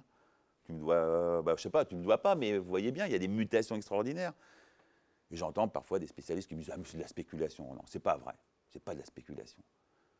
Le petit ostréiculteur de l'île de Ré qui a vu à un moment donné imposer sa maison sur la fortune, alors que c'était, elle avait pas de, voilà, parce qu'il habitait l'île de Ré, eh bien oui, c'est terrible à dire, mais bon, alors comment on fait? L'action territoriale, donc tout ça, c'est aussi une planification. Alors là aussi, moi je suis pro-planification. Alors, je me fais taxer parfois de... On croit qu'on est au modèle soviétique, on planifie l'espace. Mais c'est quand même important de planifier. La planification, ça mérite aussi de se projeter sur l'avenir. Comment on va qu'on soit là? Quel est notre espace dans 10-15 ans? Les SCOT, c'est un formidable outil. Tendance à dire que voilà, il y a eu des très bonnes réflexions. Maintenant, dans l'application, je suis un peu plus dubitatif de voir jusqu'où on va. Parce que il y a aussi une part d'indisciple dans les choix, etc. Mais bon. Et puis, maintenant, il y a des stratégies métropolitaines. Ça, j'en fais fi. C'est le gros débat, là aussi, la Bretagne, 5 départements. Moi, je dis, oui, historiquement, ça pourrait être pertinent. Par contre, je ne veux pas dans une région avec Nantes et Rennes qui font la loi et qui disent à l'autre partie de la Bretagne, bye bye.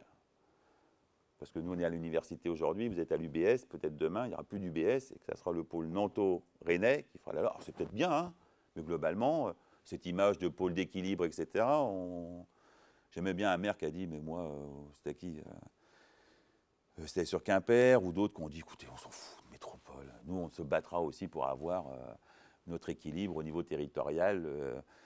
Il n'empêche que, voilà, financièrement, au niveau de l'articulation, ça pose quand même un vrai souci. La notion de stratégie métropolitaine, ça pose un vrai problème de quel projet régional, quoi. Moi, c'est ça qui m'intéresse. À 5, qu'est-ce qu'on fait ensemble, quoi? Quels sont nos enjeux? Comment on fait par rapport à nos régions naines? Comment on défend un certain nombre d'enjeux? C'est ça qui est important. Pour terminer, quelques cartes un peu pour vous montrer quand même aussi cet espace littoral qui est évidemment très prégnant sur notre zone sud. C'est pour ça qu'on a un littoral ici qui est passionnant à étudier parce qu'il y a plein de choses qui s'y passent. Alors, je ne te reste pas un portrait peut-être vous le trouvez un peu noir, mais je pense qu'il faut dire aussi les choses pour qu'on puisse être en force pour essayer de changer les choses ou pour anticiper d'autres mutations. Il y a quand même une prise de conscience quand même par rapport à toutes ces dynamiques. Hein. Vous voyez, regardez le pôle... Bon, Lorient, vous êtes à la limite. Hein. Si on raccroche le wagon, ici, vous avez un espace qui est en train de se créer. Il ne reste plus qu'à faire Notre-Dame-des-Landes et puis nous faire la BGV là, qui passe. Et puis voilà, quoi, on peut construire la Bretagne sur cet axe-là. Le reste, on verra hein, à Pontivy ou à Rostronin. Bon, le maire de Carhaix fera toujours des siennes, mais hein, qu'est-ce qu'on fait, quoi? Là, c'est aussi j'aime bien remontrer ces cartes parce que là, on fait fi des communes, on fait fi des découpages pour vous montrer un peu ces dynamiques. Et là aussi, par rapport à cet aménagement littoral, attention aussi, on a toujours dit que c'était une colonne vertébrale extraordinaire, cette RN, route nationale, classée en zone autoroutière. Mais mon Dieu, qu'est-ce qu'elle est aussi en train de nous structurer l'espace d'une façon... on pourrait travailler un peu aussi plus en pénétration... Ce qui se fait hein, d'une façon très forte, puisque le foncier étant moins cher par là, dans les terres, c'est en train d'évoluer rapidement. Et puis pour vous montrer aussi, mais ça je la montre souvent en termes pédagogiques, pour montrer que sur le littoral, rien n'est... où il faut qu'on change notre paradigme, notre façon de voir l'urbanisme, notre façon de voir l'espace. C'est un défi formidable. C'est une commune là, qui a un bout rural, mais on pourrait trouver n'importe quelle commune, littorale, petite commune littorale, où en 1952, voilà, la commune s'étalait en gros de 650 mètres sur 520 mètres, avec un bourg hein, structuré. Il y avait 1521 habitants, 1954, okay, sur 24 hectares, en gros, qui étaient à une utilisation humaine, etc. 1982, on fait la même étude, et puis qu'est-ce qu'on voit? On fait la même étude, et puis voit que... Oh là là, on est passé à 105 hectares Pour faire quoi? Il y a un étalement extraordinaire, puisque maintenant, ça s'étend sur 2 km 150, on va dire toujours 500 ou 600 mètres de largeur. Pensez au seuil humain. Nous sommes tous, il y a une moyenne qui est extraordinaire, c'est de se dire qu'à partir de 300 mètres, on se pose la question, prenons-nous la voiture pour aller chercher le pain ou aller à pied, ou le vélo. Et moi, je l'applique dans ma commune, je le vois, à partir de 300 mètres, c'est un vrai problème, parce qu'on fait des pistes cyclables et tout, mais je commence à voir les gens qui me disent, il faut des parkings dans le bourg parce que je viens chercher mon pain. Je dis, attends, mais t'es à 300 mètres. Ah ouais, mais c'est la limite. Donc dès qu'on commence à faire des bourgs de 10 km, c'est mort. Tous les gens qui seront au nord, ici, si vous faites de l'habitat ou au sud, dès qu'ils viendront dans le centre déposer leurs enfants à l'école, etc., ça sera forcément en voiture, puisqu'on n'a pas travaillé sur la notion de densité. 2004, et puis vous avez vu, donc on a gagné, ils ont gagné 170 habitants, 174. C'est là, de 82 en 2004, où là, il y a eu des abus. C'est pour ça qu'on pourrait dire que là, on va freiner. Car, oui, 36 hectares consommés, pour gagner combien d'habitants? 3. En termes de consommation d'espace et d'habitants, ça commence à poser question. Et là, avec une commune qui s'est beaucoup plus étendue, vous voyez, etc., et qui pose maintenant, comme on le voit dans beaucoup de communes, des vraies questions. Mon centre-bourg meurt, j'ai plus de commerce dans mon centre-ville, ce qui se passe aussi dans nos centres-villes. Hein. Je vous encourage à regarder aujourd'hui, j'étais à Brest l'autre jour, à la rue de Siam, et pour regarder à côté le nombre de magasins qui sont en déshérence, alloués. Quimper, on est dans le même cas. Lorient, c'est en train d'arriver. Alors, on fait des espaces de centraux, hein, l'espace Neyel, et puis à Vannes, ils sont en train de penser à un nouvel espace en plein centre avec voilà, toutes les grandes marques, Zara, etc. Et puis on voit que ça patine. Alors pourquoi? Là aussi, une faillite en disant que les zones commerciales, c'est bien plus pratique. Je ne sais pas, moi je boycotte les zones le samedi parce que c'est ingérable. Vous ne pouvez pas rentrer dans une... Non? À Géant, vous y allez un samedi? Vous passez 3 heures à rentrer dedans et à ressortir pour... Alors c'est pratique, on peut se garer. Mais bon, je ne sais pas. Donc là aussi, revisitons notre façon de penser. Alors ça, il y a plein de gens qui connaissent ça. Peut-être que vous êtes conscient de cette thématique. Moi, je peux vous dire, traverser un peu la Bretagne d'un bord ou de l'autre, ou de rencontrer des acteurs ou des décideurs, c'est quand même difficile à mettre en place. C'est pas simple. Parce qu'il faut avoir des compétences. Les compétences, c'est des bureaux d'études qui coûtent cher ou des agences qui sont, quand on a des techniciens autour de soi, c'est intéressant, mais c'est pas simple de réfléchir sur tout cet aménagement ou cette évolution sociétale. Là, on le voit très mal, mais c'était pour montrer les parcellaires ou les petites parcelles dans le bourg qu'on trouve trop petites. Mais moi, je vous en montre à la Trinité-sur-Mer, c'est les maisons qui valent 800, 900 000 euros. Une maison, front de rue, avec un beau petit jardin en curé derrière, formidable. Mais bon, comme nous, c'est vrai que les permis de construire dans les années 70, c'était de se dire sur le littoral, même partout, hein, les règles, c'était pas plus. Vous n'avez pas le droit de construire en dessous de 5000 m² de terrain. Oui, il fallait de l'espace, quoi. Vous imaginez maintenant, à 5000 m², on peut vous faire des lots de 300 m², on va vous faire 10 maisons avec un peu de voirie, etc. Mais là, c'était pour montrer aussi les dérives qu'on a eues aussi dans voilà, dans cette approche de notre façon d'habiter. Plein de choses aussi qui sont en train d'évoluer, notre façon de vivre, notre façon d'évoluer les espaces. Peut-être le rôle d'être propriétaire. Moi, je ne vous cache pas que beaucoup de jeunes aujourd'hui s'interrogent en disant « mais pourquoi être propriétaire? Quel intérêt ?» Je ne parle pas de résidence secondaire. Moi, ma génération, la résidence secondaire, pourquoi voulez-vous qu'on s'interroge sur une résidence secondaire? On est dans des espaces de mobilité. On a souvent un espace non marchand, c'est-à-dire nos parents qui sont d'un bord ou de l'autre. Parce que ça aussi, c'est une évolution sociétale qui est extraordinaire en l'espace de 30-40 ans. Les enfants, le plus souvent, restaient près de leurs parents. Bon, maintenant, c'est plutôt les parents qui viennent près des enfants. Ça, c'est étonnant. Moi, les nouveaux habitants qu'on reçoit, c'est beaucoup qui disent « mais mes enfants sont à Vannes et là, on est venu là parce que c'est quand même plus pratique. » Ah, c'est étonnant. Donc là aussi, des approches de développement durable qui sont en train d'arriver, des façons aussi de revisiter l'espace. Et puis, l'enjeu économique, eh ben, l'économie résidentielle, la panacée. Oui, parce que vous avez le territoire à côté, le Pays d'Auray, là. Je reviens sur mon territoire, mais nous sommes champions de Bretagne sur l'économie résidentielle. C'est quoi l'économie résidentielle? C'est l'économie de rente. Notre population, elle paye des impôts, elle fait vivre le territoire, mais elle ne travaille pas. Ah non, elle est en retraite, majoritairement. Ils ont des bonnes retraites, ils font vivre quoi? Des femmes, des services aux personnes, des jardiniers. Moi, les maisons aujourd'hui, voilà, l'aspect type de quelqu'un qui arrive sur le littoral venant de Paris, Nantes, Rennes. J'achète une maison à 350 000, 400 000 euros. Je l'ai vendue, la mienne, à Montrouge ou pas loin de Nantes à Saint-Herblain, etc. Je l'ai vendu 700 000 euros. Donc 150 000, 200 000 euros de travaux dedans. Souvent des extensions, on veut faire une chambre en bas, on désossocier la maison des années 70 qui, en termes énergétiques, ne vaut plus rien. Et puis, il me reste encore 150 000 en apport pour vivre tranquillement, etc. Voilà. Bah, quand vous avez des jeunes qui aujourd'hui ont en moyenne, donc un jeune couple aujourd'hui, c'est 180 000 euros, dites-vous ça. Jeune couple, hein. Première accession, 180 000 euros. Donc entre le terrain et la maison, bah, sur le littoral, allez, en moyenne, hein, 200 euros le mètre carré, bon, vous allez vite faire le tour.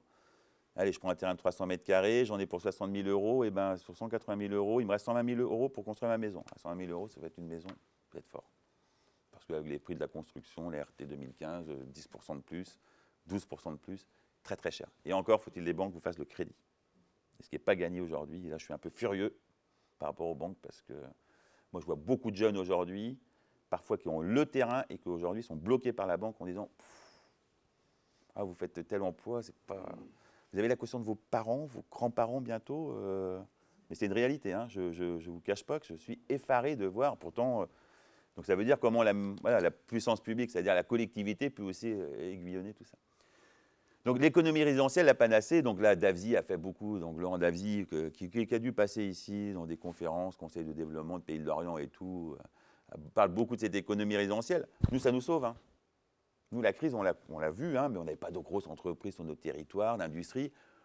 Bon, la rente, elle n'a pas baissé, donc voilà, il y a quand même des emplois de service, mais très bas de gamme, quoi. Alors là, par contre, c'est pas des emplois de haute qualification, mais elle nous a protégé un peu de la crise. Le bâtiment, chez nous, ça a un peu, voilà, ça a moins bien tourné, il n'y a pas eu beaucoup de construction, mais en tout cas, la rénovation y va, hein. Ça, la rénovation, ça y va. Au niveau architectural, même j'ai des problèmes d'extension de maisons avec des garages. Alors les garages, là, 1, 2, ça y va. Question là aussi sur la monoactivité, quid des activités primaires, il faut dire telles qu'elles sont, hein. Aujourd'hui, elles sont menacées. Moi, j'entends bien dire qu'il faut faire du bio partout, mais le bio tire la langue aussi. J'étais en réunion avec eux.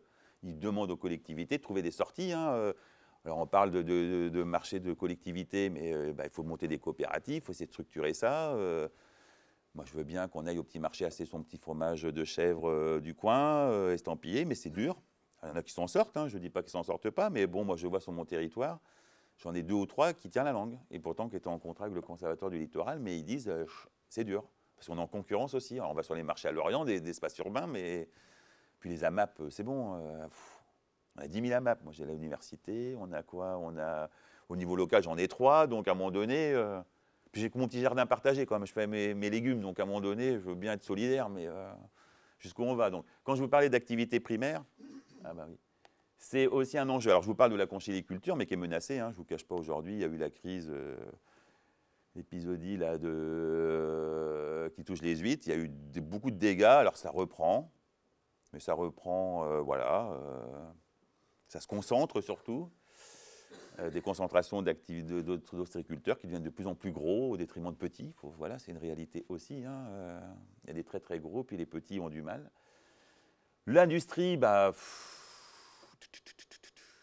où sont nos ports de commerce en Bretagne, là? Elle est où là, notre stratégie portuaire? Christophe qui est là, attendez, on n'était pas au XVIIe siècle, on était la première puissance maritime. Vous allez à Brest, oui, il y a des projets, mais bon, c'est pas génial. Lorient, pas grand-chose non plus. Tous ceux qui comprenaient la notion de cabotage et tout, on voit bien que... Moi, j'aime bien qu'on soit contre l'écotaxe, mais on aura plus de camions, hein. Et puis moi, quand je viens sur Lorient, là, je vois le nombre de camions. Alors ça, c'est extraordinaire. En l'espace de 10 ans, tout ce qui vient de l'Est de l'Europe, Bulgare, c'est incroyable, incroyable. Et là, je revenais ce soir, mais c'était l'enfer, quoi. Je me dis, mais c'est pas possible. Peut-être pour des, en plus des, je sais pas, des camions espagnols, on les ferait passer en bateau, ils partent, et puis voilà, quoi. Qu'est-ce que ça va? Mais bon, non, mais bon, pas grave. Là aussi, beaucoup de réflexions là-dessus, puis l'énergie, j'en ai parlé. Les activités maritimes, oui, bon, j'en ai parlé, tourisme maritime. Alors là aussi, la plaisance et le nautisme. Alors je vois bien que beaucoup là, tablent sur cette aubaine de la plaisance. Nous, on vient de faire une étude sur la Trinité-sur-Mer, qui est quand même un des hauts lieux du nautisme. Je peux vous dire qu'aujourd'hui, quand même, les gens qui avaient des gros moyens, se taper un bateau, de l'entretien, etc., c'est... Pour vous dire, les grandes voileries qui ont été mises en place, aujourd'hui, ils font de la sellerie, ils font autre chose que de la voile, parce qu'ils disent, on ne vit pas avec ça. Puis à 10 000 € ou 15 000 € une voile, j'ai vu, il y en a un qui est en train de revenir, Thomas Coville, il se pose des questions, il n'a pas fait long feu, il se dit, mais Sodebo, est-ce qu'ils vont me renouveler le contrat parce que je reviens avec un bateau tout cassé. Quand je dis ça, la notion de plaisance, c'est un enjeu. Moi, je dirais qu'il y a des enjeux, par exemple, de recyclage, là, qui seraient formidables. Bizarre, on n'en parle pas, là. On parle toujours de la haute technologie, on n'en parle pas. Il y a eu un projet à un moment donné à côté de Vannes, où ils étaient partis là-dessus. Je me suis dit, mais pourquoi vous n'y allez pas? Parce que là, pour le coup, c'est bien de produire des bateaux, mais qu'est-ce qu'on en fait après? Pourquoi on ne va pas là-dessus, sur ces... Je ne sais pas, il y a des réticences, ou il n'y a pas d'investisseurs, mais bon. Des beaux projets, des beaux défis qui pourraient être sur le littoral, sur ces activités-là notamment. Terrestre, agriculture, tourisme, bon, c'est pour montrer un peu. Bon, juste quand même les données sur l'évolution aussi de la surface agricole utile, on parlait de l'agriculture, mais sur ces défis du littoral, c'est aussi comment on maintient aussi ces activités agricoles. Bon, pour vous donner un exemple, Sarzeau, là ça y est, ils ont pris un peu la mesure, ils ont perdu 16% depuis 2000, l'an 2000. Ça veut dire, sur, mettons, 100 hectares, il y a 16 hectares qui est passé à l'urbanisation. Qu'est-ce qu'on fait de ces terres agricoles? Est-ce qu'il n'y a pas un enjeu là quand même de se dire, on pourrait les remettre, voilà, en faire avoir une utilité sociale, économique, etc. Alors, il y a des choses qui sont en train de s'inventer, les filières bois sur notre littoral, pas mal de choses, mais là, il faudra une régulation. Alors, je reviens sur le mot régulation. Il faudra une régulation des politiques et des collectivités, je pense, parce qu'autrement, on ne s'en sortira pas. Donc, l'aspect économique et les pressions, espace, occupation des sols, urbanisation, des ressources naturelles de l'autre côté, de l'agriculture, de l'aquaculture, je dis de la consommation finale des ménages, parce que ça aussi, c'est quelque chose qui va impacter un petit peu cette notion, ce littoral, avec des conflits d'usage qui sont, alors les conflits d'usage, ils sont très nets. Moi, je le vois, les conchyliculteurs me disent souvent, ouais, c'est du concret. À 5 h du matin, quand on va prendre notre ponton ou allumer notre Manitou, voilà, les maisons secondaires, râlent, quoi. Vous n'avez pas le droit de faire du bruit. Et pour autant, ils savaient qu'il y avait de l'activité humaine. Mais c'est des agriculteurs. Aujourd'hui, l'autre jour, il y en a un qui m'a dit, voilà, moi j'ai eu une plainte de 2 habitants qui savaient qu'il y avait une ferme à côté, voilà, des odeurs. Qu'est-ce que vous voulez que je vous dise? Ils avaient fait un choix. Je défendrai l'agriculteur au détriment des gens qui savaient pertinemment. Mais on ne peut pas faire une zone de littoral aseptisée. Là, je sais qu'on va rentrer, nous, en conflit avec on a une zone qu'on va maîtriser foncièrement, 35 000 m² qu'on va maîtriser au niveau communal, pour faire du logement pour les jeunes, etc. Je sais que déjà, on va être attaqué parce que certains nous disent que, voilà, ils ne veulent pas avoir des jeunes derrière ou des jeunes couples, etc. Ils vont trouver des arguments fallacieux, je ne sais pas. Ça, c'est clair. Et pour autant, pour nous, c'est une survie de se dire, voilà, de faire une action forte pour des jeunes. De se dire, vous saviez dans les conditions où vous veniez que là, de toute façon, demain, il y avait un enjeu d'aménagement du territoire, etc.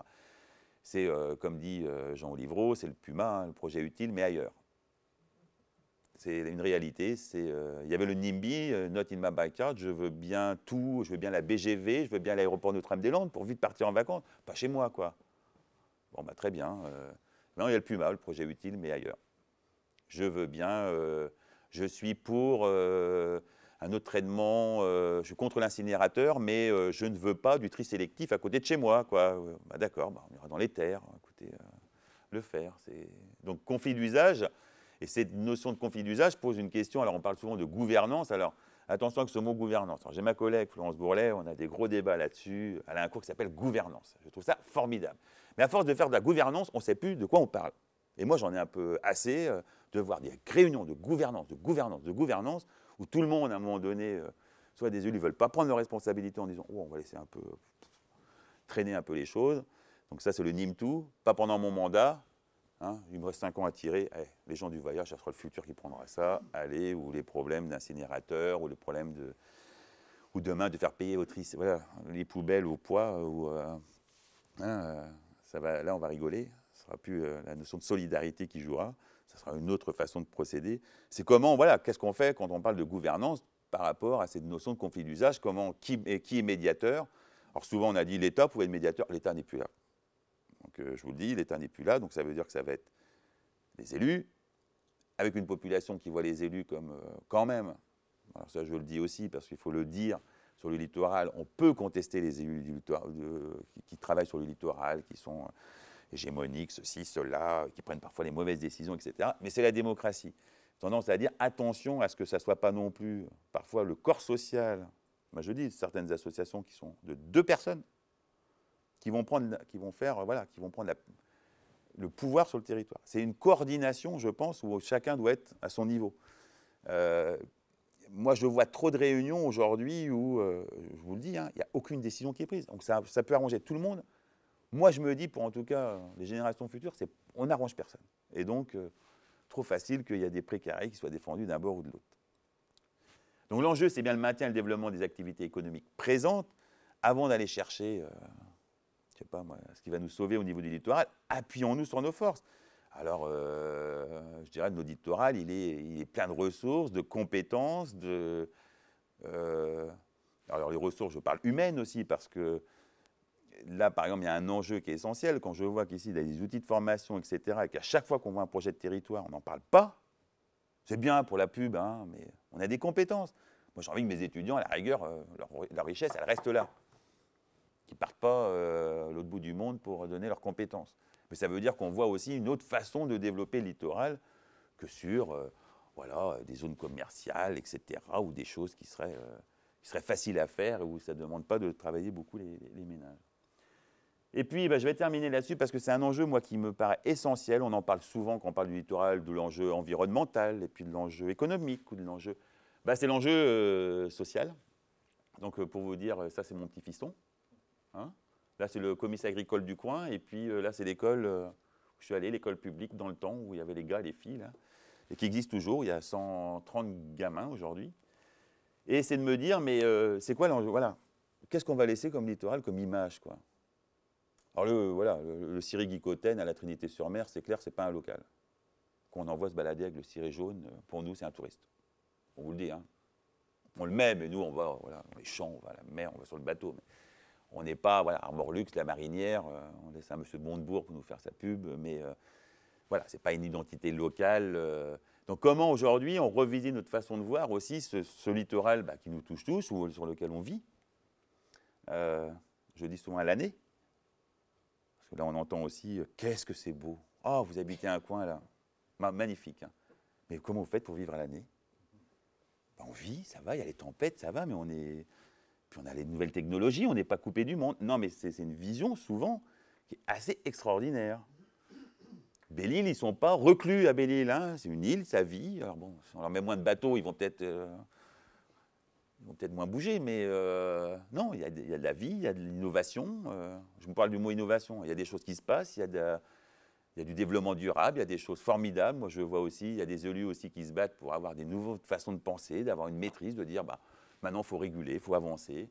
Qui se disent, non, il ne faut pas réserver le littoral au seul nanti. Non. Non. Et pour autant, aujourd'hui, aller trouver un camping qui vous autorise avec votre toile de tente sur le littoral, ça devient de plus en plus dur. Il faut louer le mobil-home à 1 500 € à Carnac, c'est les prix en plein été bien placés, où les gens, en tout cas, ne vont pas à la mer, ils fréquentent la piscine, et puis après, ils repartiront, ils ne vont pas à la plage. Ça aussi, c'est souvent, à 40%, ils vont pas... La mer, elle ne doit pas être propre. Donc, on préfère se baigner dans la piscine avec les enfants. Très bien, c'est formidable. L'accès à tous. Alors, ici, en Bretagne, on va dire l'accès à tous, si encore, par endroits, on pourrait le contester. C'est quand même extraordinaire cet enjeu du littoral qu'on va dans la Corse, etc. PACA, mais quelle honte, quoi. C'est ça la France, des zones où on n'a pas le droit d'y accéder parce que c'est réservé à des nantis. Moi, je trouve ça extraordinaire, mais c'est une réalité. Donc le littoral est un espace normalement accessible à tout le monde. Et on le voit qu'aujourd'hui, là, il y a encore des valeurs républicaines à défendre. Et puis, il y a cette notion d'espace public, de la mer, l'estran, et puis les traditions. Alors, on a une collègue qui s'appelle Françoise Perron qui, là, essaye de faire la notion de port patrimonial, de développer cette approche patrimoniale de notre territoire. Oui, parce que les phares, c'est, Plisson, les mâts, les faisaient en belles photos. Au-delà de la photo, c'est quand même notre ancrage, quoi. C'est, je sais pas, c'est notre histoire, c'est nos traditions. C'est une identité, une cohésion aussi, des communautés locales. Quand je dis ça, moi, je défends encore la notion de pêche à pied. Alors, c'est difficile parfois, mais j'explique à mes conchyliculteurs de ne pas aller réserver la petite zone où il y a encore quelques papis-mamies qui vont. Parce qu'ils savent qu'il y a un intérêt à se mettre leur petite concession là-dessus. Parce que c'est leur petite godaille, comme on dit, c'est leur espace de vie, de respiration. Et on n'est pas là pour privatiser ou de faire que du projet très ficelé de notre littoral. Et puis, je vous parlais de la notion de gouvernance. La gouvernance, c'est un beau mot, mais qu'est-ce qu'on y met derrière? Et à force de faire de gouvernance, il n'y a plus de projet, quoi. Il n'y a plus de projet derrière, quoi. Et pourtant, comme je le dis, alors l'aspect social, c'était juste le petit, attractivité du littoral, pression foncière, artificialisation, l'accès au logement qui pose problème. Et puis après, ça augmente les déplacements. Et puis on augmente les gaz à effet de serre, la réduction des espaces, la hausse des consommations de ressources naturelles. Et puis il y a des enjeux, l'équité d'accès au logement, l'assurer la mixité sociale et générationnelle. Générationnelle. C'est tellement vrai qu'aujourd'hui, on fait des équipements intergénérationnels. Ah oui, parce que comme les vieux ne discutent plus avec les jeunes, on fait des équipements intergénérationnels. J'étais avec le maire. Et même nous, à un moment donné, on devait faire un équipement intergénérationnel. Moi, ça m'énervait. J'ai dit à mon maire, arrête, on a marre, quoi. Et les anciens croisent les petits. C'est arrêtez de faire de l'intergénérationnel comme si on va mettre des anciens avec la crèche à côté. Mais ils se croisent. On est à 3000 habitants. Tu te rends compte si on est obligé de... C'est comme la fête des voisins, quoi. Si on est obligé d'afficher qu'on doit faire la fête des voisins une fois dans l'année, mais c'est terrible, quoi. Essayons de construire quelque chose d'un lion qui semble avec un espace public pertinent et pas que des places de parking qui là, nous fait rentrer dans un monde très fonctionnel. C'est ça le problème qu'on a aujourd'hui. On fonctionnalise notre espace. On consomme là, on va dormir là, et puis en fait, les gens, ils sont toujours avec leur voiture, ils sont toujours en train de faire des scissions dans leur espace, et puis mais ils sont tous pour avoir la boulangerie près de chez eux, l'école, des services, parce que c'est ça ce qu'ils demandent. Mais globalement, on vit d'une autre façon. Donc là, ça pose une vraie question sur la meilleure répartition sur le territoire de nos activités, de différents enjeux. Et ça pose la question d'une gestion intégrée. Alors ça, c'était le beau mot, parce que maintenant, dès qu'on a un problème, on intègre. Il faut tout intégrer. C'est de la gestion intégrée. Alors, il y avait le mot gestion, moi, qui me dérange. La notion intégrée, c'est seulement de se dire, mais c'est toujours... un prof, c'est facile d'être conférencier si on a 15 mots. Avec 15 mots, moi, je vous fais une conférence de 4, 10, 20 heures. C'est développement local, gouvernance. Il y en a un qui fait ça, qui est extraordinaire, qui utilise ces 15 mots, puis qui met les 15 mots gouvernance. Alors, qu'est-ce qu'on a aussi? On peut mettre régulation, médiation, et puis il trie les cartes, et puis vous faites des conférences comme ça. À chaque fois, il retrie. Puis, quand je vous dis ça, c'est le mot intégré, on le voit partout. Mais qu'est-ce qu'on y met, quoi? Alors, donc, l'idée, c'est que, c'est ce fameux triptyque, mais comment on fait ça, quoi? Comment on peut allier l'environnement qui, aujourd'hui, a été souvent, je dirais, bien écrasé par l'approche économique de dire, voilà, on fait fi de l'environnement parce qu'il faut se développer, quoi. Je vous le dis, je le disais tout à l'heure en réunion, c'est en train de revenir, hein. Moi, j'ai des collègues élus qui disent c'est bon, l'environnement, ça suffit. Maintenant, les écolos ou si on aborde un peu l'enjeu environnemental, il y en a marre. Il y en a marre. Nous, c'est du développement économique, c'est de l'emploi, donc on y va, franco. Je dis, mais attendez, vous pouvez pas. C'est quand même affligeant d'entendre ça. Non, parce que là aussi, il y a des retours très, très virulents par rapport à ce triptyque-là, comment on peut aussi allier donc l'économie avec la diversification. Alors j'entends bien, on est tous sur nos projets de territoire, tout le monde veut du haut débit, à croire que tout le monde, on a tout de haut débit. Bon, qu'on se fera des concurrences aussi entre territoires, entre Vannes et Lorient, si on n'a pas de projet en commun, je peux vous dire que ça pose quand même problème. Et pourtant, chacun se fait la guerre. Ouest-France, un jour, ça sera... ils viendront vous voir en disant, alors l'avantage de Vannes et de Lorient, ou de Lorient et Vannes, les gens font fi. Moi, j'habite au milieu, alors je m'en fous, hein. J'ai bossé à Lorient, et puis je vais rarement sur Vannes, mais voilà, je consomme un peu sur Lorient. Je suis au milieu. Donc, dans le projet de territoire, ce serait bien qu'on se rencontre tous pour essayer de voir un peu... Parce que ce qui arrive, notamment sur Gave-Quiberon, là, c'est sur notre territoire aussi, d'Interco. Donc, ce qui se passe là, en aire de Vennes, etc., ça impacte aussi votre territoire. Donc voilà, comment on réfléchit d'une autre façon sur un territoire pertinent. Mais bon, ça, c'est un autre enjeu aussi. Et puis l'enjeu social, c'est les PLU, les SCOT. Donc on fait de la planification, on essaye de réguler, de planifier, de faire des politiques régulatrices, parfois correctives. Beaucoup de correctives. On a beaucoup de politiques correctives. Là, je sens qu'aujourd'hui, dans beaucoup de domaines, on essaye de corriger les choses. On a du mal à se projeter, à être inventif. Il n'y a pas d'étudiants là, mais les étudiants, j'ai un cours qui s'appelle Utopie. Et je leur demande de me faire un projet utopique. Je peux, en Master 2, des Bac plus 5, qui sortent après dans le milieu du travail. Parfois, ils sont désarçonnés en disant « Mais vous voulez quoi, monsieur ?» Mais je dis, mais faites-moi la ville de demain ou le littoral de demain ou je sais pas, une économie voilà, de demain. Voilà, réfléchissez, lancez-vous. Mais ils ont du mal parce que ils sont tellement dans des stéréotypes de dire, mais c'est technique, voilà, on fait des dossiers techniques. Ils ont du mal à se projeter en disant, mais c'est quoi votre rêve demain? Ils sont blasés, quoi. Alors, je ne suis pas méchant parce qu'il y a des jeunes dans la salle, mais je les trouve quand même blasés. Regardez par rapport à ce qu'on vit, vous voyez des manifestations d'étudiants? Rien. Pas politisé, je ne dis pas politisé, il y en a qui sont politisés, mais au bon sens du terme. Mais mobilisés, pas beaucoup. Pas beaucoup. Donc ça pose quand même une vraie question, là aussi, comment, par rapport à ce triptyque du développement durable, mais dans cette gestion intégrée du littoral, on prend en compte tous ces domaines, qui, comme je vous disais, c'est très complexe, mais on peut s'en saisir et avoir un projet d'avenir avec ce qu'on appelle de la transversalité. Ça s'améliore, on commence à être transversal, mais je vois par exemple des formations comme les autres, nous on cherche la transversalité. Il y a des juristes, il y a des économistes. Je suis dans d'autres formations où quand je vois des sciences dures, quelqu'un qui est un spécialiste de l'eau, qui va aller faire un master spécialiste de l'eau, quand on va lui parler d'urbanisme, etc., il a du mal à emboîter les choses, quoi. Et là, on a une licence où on intervient avec ma collègue Florence Gourlet, là. On se rend bien compte que parfois, waouh, il faut leur ouvrir le spectre en disant, mais on leur dit, lisez. Bah, c'est comme Fleur Pellerin, notre ministre de la Culture, qui dit, quoi, j'aime pas lire. Bon, bah voilà. Nos étudiants nous disent, bah, ça sert à quoi de lire, quoi. Bon, ça sert à rien, quoi. Donc on les force, on fait des fiches de lecture, puis en fait, ça les passionne, et puis ils viennent voir des conférences, ils voient des choses, donc c'est un petit peu passionnant. Voilà, et donc je termine là-dessus. Cet adage que j'ai entendu longtemps dans le centre-ouest de Bretagne, même s'ils ont encore du mal, etc. Ils ont fait beaucoup de projets dans le centre-Bretagne. Il n'y a pas de territoire sans avenir, il n'y a que des territoires sans projet. Alors on pourrait dire qu'il n'y a pas de territoire ou de littoral sans avenir, il n'y a que des littoraux sans projet. Oui, il y a une nécessité de se projeter, alors, et gouverner, c'est prévoir, donc il faut se projeter, il ne faut pas avoir peur aussi des mutations qui vont arriver. Il y aura des choix importants à faire. On est dans un pays où, qui n'aime... alors, c'est ni gauche ni droite. Les réformes, c'est très dur. Les réformes territoriales, par exemple, c'est très dur. Ce pas va passer à 22, 13 régions, ce n'est pas le souci. Je vous le dis tout de suite. J'ai des collègues économistes qui calculent. Ça fera gagner que dalle. Que dalle. Quand on dit, ouais, mais les collectivités, vous prenez, vous embauchez du personnel. Mais que voulez-vous qu'on vous dise? On est bien obligé. Il n'y a plus d'État. Alors, mes collègues qui ne voulaient plus d'État, maintenant, ils critiquent qu'il n'y a plus d'État. Il y a trop d'État. Ah bon, bah, les instructeurs de permis de construire, maintenant, ça serait la collectivité. Ah bah, il faut qu'on embauche. Bah oui. C'est la faute de l'État, ils ne sont plus là. Bah oui, mais vous ne vouliez plus d'État. Donc, à un moment donné, il faut savoir. Il faut quand même instruire. Donc, voilà, comment on est dans toute cette mutation, mais sociétale, qui est puissante. En France, c'est...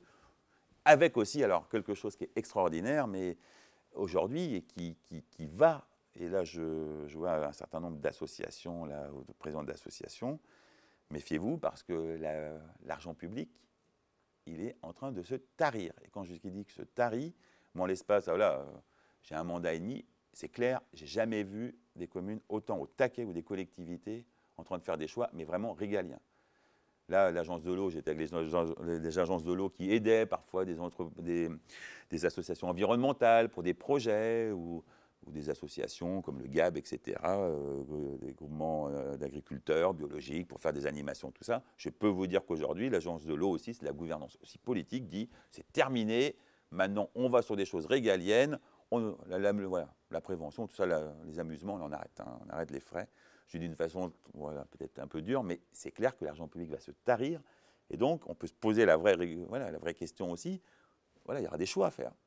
Quel choix aujourd'hui sur nos territoires littoraux? Quel est l'enjeu essentiel?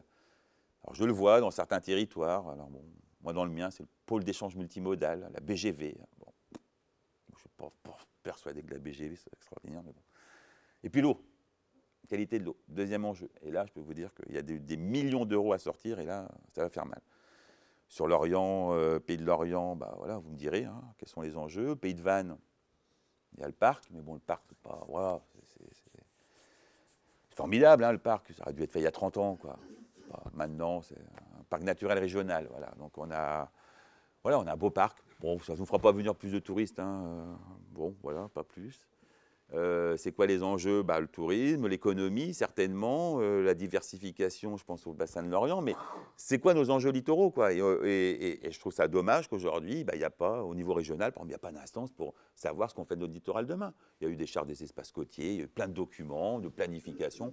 Aujourd'hui, moi, je suis très surpris, j'en ai parlé à des élus régionaux, de se dire, je ne vois pas un projet régional qui nous met le littoral au cœur de nos enjeux, par exemple, de demain. Non. C'est beaucoup d'affichage, mais on voit bien que c'est, alors c'est parfois de compétences, mais comment on peut structurer un vrai projet qui associerait, comme je vous disais, le développement économique, la régulation. Exemple, par exemple, sur le foncier. Alors voilà, ça c'est toujours aussi la tarte à la crème. Monsieur le Délésir, formidable, le foncier, il y a l'EPF, l'établissement public foncier régional. L'établissement public foncier régional ne vient pas aider des communes littorales pour faire 25 logements sociaux. C'est pas vrai. C'est pas vrai. Ils vont maintenant sur des micro-projets ou des achats, par exemple, comme la glacière peut-être à Etel ou d'autres projets. Voilà, ils sont prêts à s'investir là-dessus, mais pas sur des projets de structuration du territoire. Voilà, ils restent aussi à leur échelle. C'est-à-dire que là aussi, c'est au niveau local. Alors là, il faut trouver, je continue à le dire, la bonne échelle d'intervention pour justement structurer des projets, je dirais, structurants, d'avenir et aussi à échelle humaine. Parce que je ne sais pas si beaucoup d'entre vous ont lu le SCOT de Lorient ou lu le SCOT du Pays d'Auray, qui planifie en gros à 15 ou 20 ans votre demain, quoi, le projet politique de demain de votre territoire. Mais moi, en tout cas, sur mon territoire, on a été 3 à le lire. 3 élus.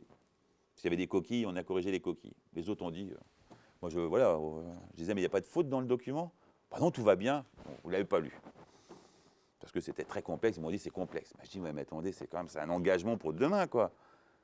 Oh ouais, mais c'est réglementaire.